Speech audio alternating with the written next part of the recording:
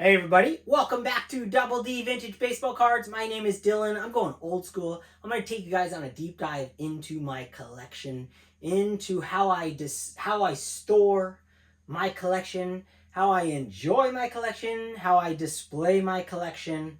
I'm just going to talk about my collecting habits and how I go about collecting. So, first thing we're going to talk about is this epic little baby t-shirt I have on.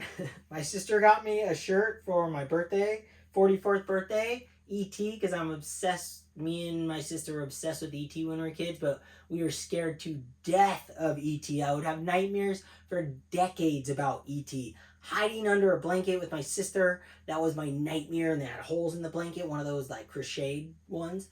Oh my gosh. But I loved the movie, and she got me the shirt, and I washed it. It's a medium, and it's just like, maybe my muscles just got bigger. I don't know, maybe it's something like that. But thank you, Shasta, for getting me this. Really appreciate it. I'm going to take you guys in a little deeper, take you behind the curtain. And I'm going to take you guys behind here, but it's not to be like, ooh la la, like, check this out, look at what I got. No, I'm going to share with you guys how I have been. I mean, my collection is in binders. My graded cards are in binders. And you guys know that if you've watched my channel and how I share my collection journey and how I share my collection and how I enjoy my collection. And my opinions are my own opinions, and I'm okay with sharing those. I'm going to take you guys behind this thing. And I'm going to bring out a couple binders and show you guys where my journey is headed and how I'm really focusing my collection. Now, I'm a guy who loves a big collection.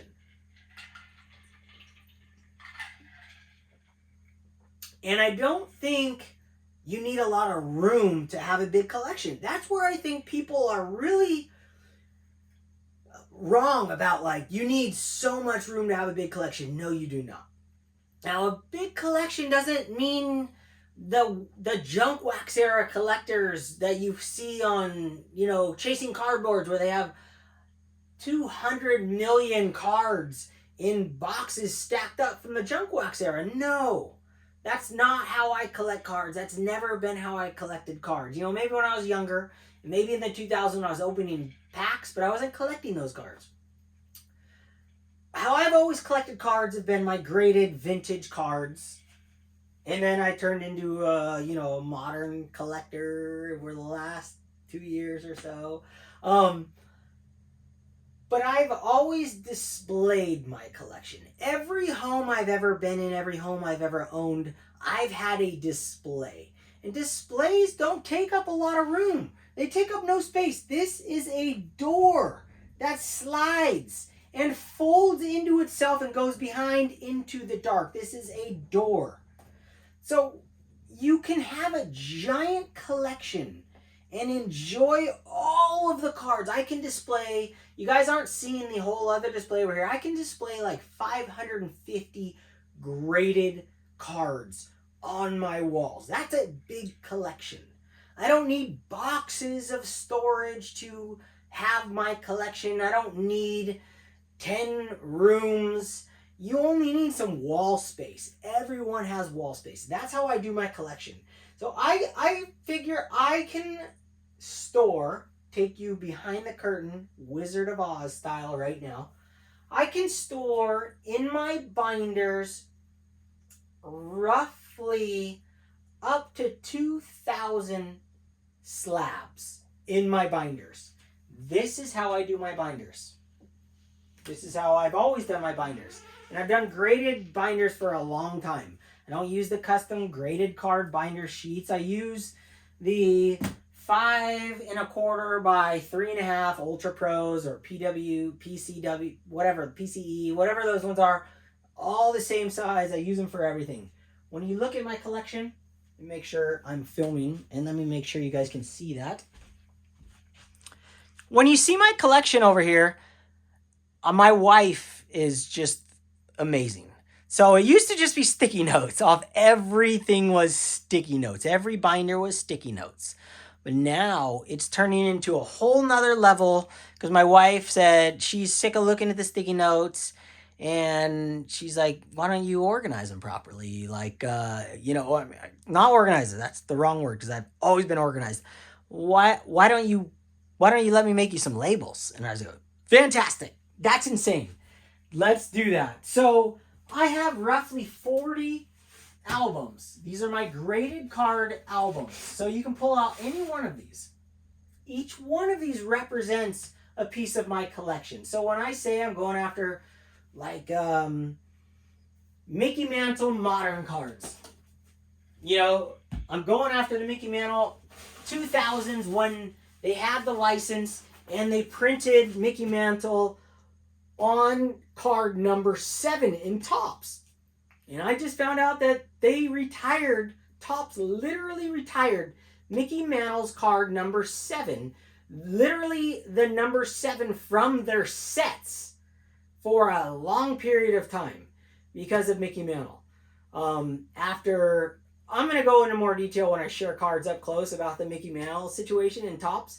But to this day, they only put Yankees in Topps number 7.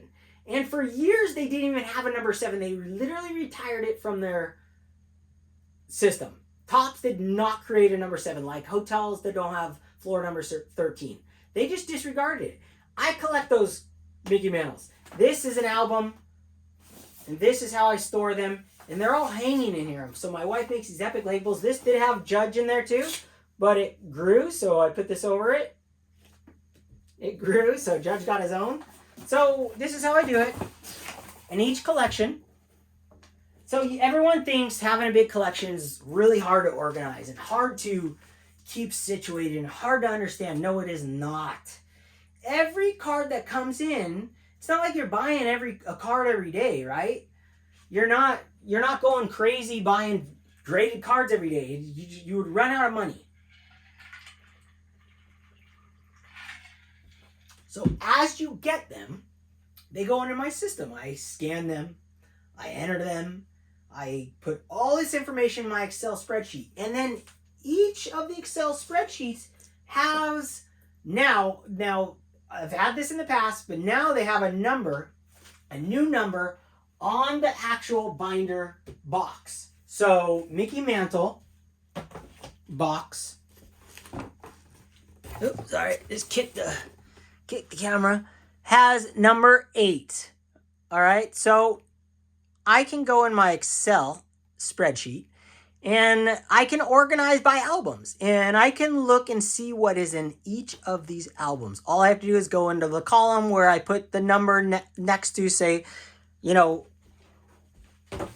open this up, give you guys a little, this is how you control a big collection like this. So I'll grab a card from here to share with you guys, to show you guys how this is done. I take this card, I put this in the system, I enter it, and in one of the columns that I have listed as I enter this card, I put album. There's an album section, and I put number 8. So I can organize, I can click, put them in order, and I know every single card and every single album at any second I want. And so when I'm on like lives or something, everyone's like, dude, how do you get to these cards so fast? Because I know where every single card is. Now, there's no disadvantage to that. It's the greatest thing in the world. I know every card in my collection and every graded card in my collection, and every card that I've graded in my ungraded collection, my card saver graded collection is the same way. Albums with that as well. But that's how I do it. So you can have a giant collection. 2,000 graded cards can fit in what you're looking at when you include the wall space. So roughly in one of these boxes I get from Uline, and one of the albums that I get from Target. Now, if you look at my old post, I have posted where to get this stuff. So I'm not going to put the links in there. That's just not my style. I don't do work. This is for fun. This is for me sharing my journey in my collection. You can look up where I got this stuff. The box is from Uline, 200-pound test. And I make it so the cards are not stacked. They're hanging on the binders, so there's no weight on the cards. I can get up to 44 cards in a box when I don't have the box sealed perfectly. Has a little bend to it. I don't care about that. But if you want to have a 3-inch binder, you have up to like 38 cards or something like that per box. So give or take a couple cards there. So in my entire collection, it's all organized. So whatever you want to see, if you want to see 1958, I can type it in on my Excel spreadsheet and go, that's in box number 22. Boom. I open up my safe. This is full-blown Wizard of Oz behind the scenes. I open up my safe, and I have all these other binders in here. So I have 3, 6, 9, 12 more binders in here. And this is binder number 19. Aaron Judge. And, that's how I do it. So every single album I have is numbered. And every single album has, my wife's not finished with my labels, but they're all still numbered. Everything's ready to go. But she's only up to 19 for the actual new, fresh label look. But for me, as a big collection guy, I want a lot of cards. My dream and my goal, and it will happen, it is happening.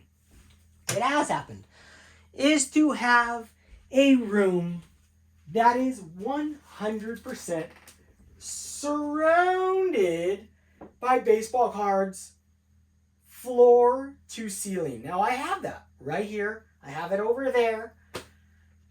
But I'm going to have a room one day that is completely encirculated in dark rooms, 0 windows, and you walk in and it's cards from floor to ceiling all the way around. You walk in, you flip the light on, you just have sets and everything. So I have this grand plan in my head.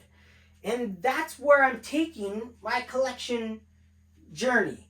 And going into these modern collections has been so fun because I can start spreading the love around, spreading the budget around, spreading things around, and enjoy these Topps Heritage, Topps Chrome. I love Topps Chrome.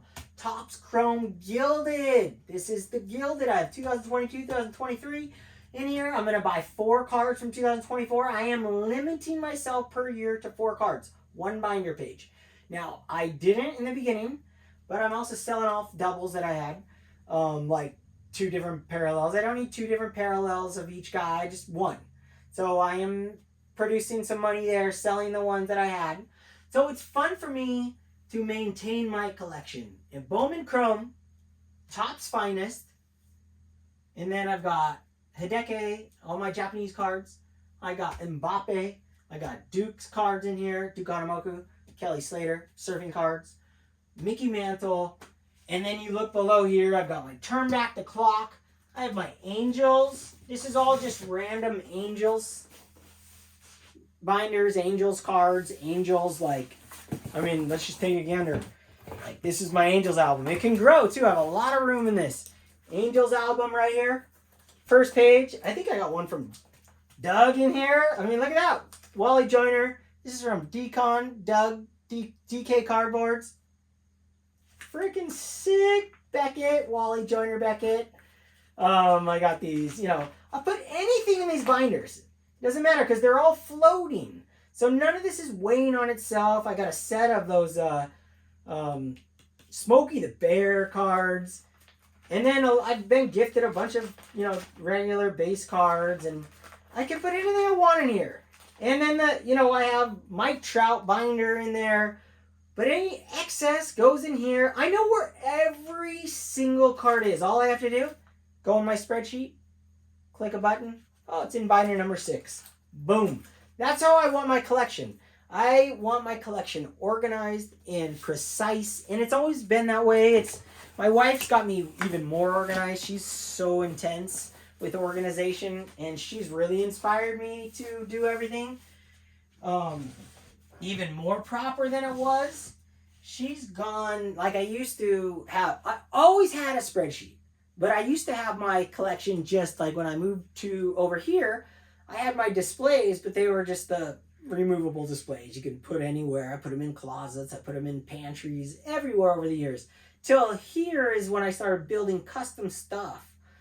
And I always had them, knew where things were, but there was a point where I had them when I moved over here. They were all in a safe. Stacks, three, those safes, those one style safes where the graded cards were just stacked in stacks. Like I had a record of them, all of them in Excel spreadsheet, but they weren't in binders yet. And when I moved over here, that's when the binder thing started. And I knew I wanted them in binders, and I wanted them in albums. I wanted them in these boxes. I hate dust. So I want to share that stuff with you guys to show you guys that you can have a big collection and you don't need a lot of room. And if you have one single room that is your own, you have more than I do. I guess I have a room below, but this is me and my wife's room. And we entered this room and it's like going back in time. It's like going to our childhood. It's getting inspired, and she has all kinds of stuff that you haven't seen around us. I just think that having a small collection is awesome, and if you want to go that way, it's awesome. But having a larger collection like myself doesn't mean you need more space. You have to just be controlled and keep it precise. Now, you need just wall space. That's it. It's not crazy for a collection like this, and you can build your own or buy cases. So I just wanted to take you guys in and dive in a little deeper and get to know how I'm building my collection, how my brain works, and how when I say I'm going to collect these now, there's a binder ready for those in there. So I don't build new binders normally because there's some that have room. So I can add like the movie collection, my slab movie cards. There's probably going to be like 10 of them, right? That can be added to a binder, and I can Velcro a new picture onto the side of the binder. My wife can print it out. This is in there now. This is under this album.